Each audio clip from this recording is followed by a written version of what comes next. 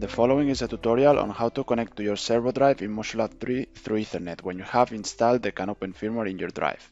For those wondering, this is also the procedure that you will have to follow if you have just received the drive and are trying to use it for the first time.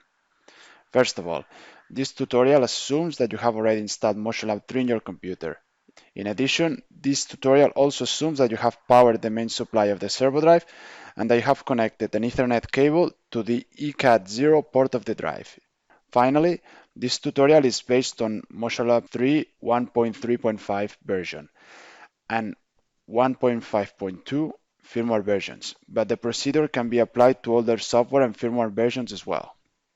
If you have taken care of all these previous steps, the first step that we need to do here is to configure the Ethernet port of your computer.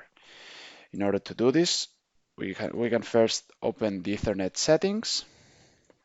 We click here on the right side of your computer on Change Adapter Options. This will open a pop-up window with the different Ethernet ports available. You double click on the Ethernet port that you have connected the Ethernet cable from the Everest or from the drive to your port. In this new pop-up window, the Ethernet status, you click on Properties. Then you have to double click on the TCP option, and in there you have to change the following settings.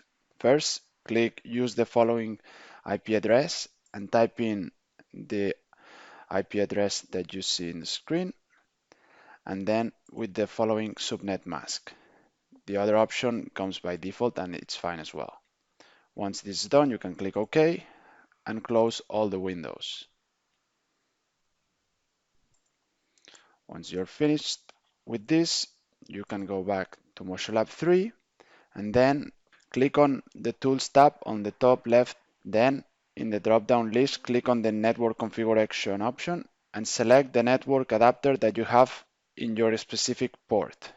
In this case, it's this one.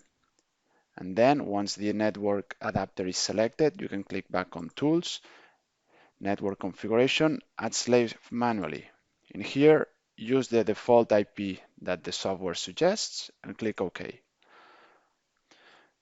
If you have done the previous steps correctly, the drive will start connecting with this loading categories message at the bottom, and once it's completed, you can click here on the Drive Explorer and you will see the drive connected. This is all for this video, but if you want to learn more about how to use MotionLab 3 to configure your servo drives, please do not hesitate to check our MotionLab 3 series of YouTube videos, and also do not hesitate to check out our website.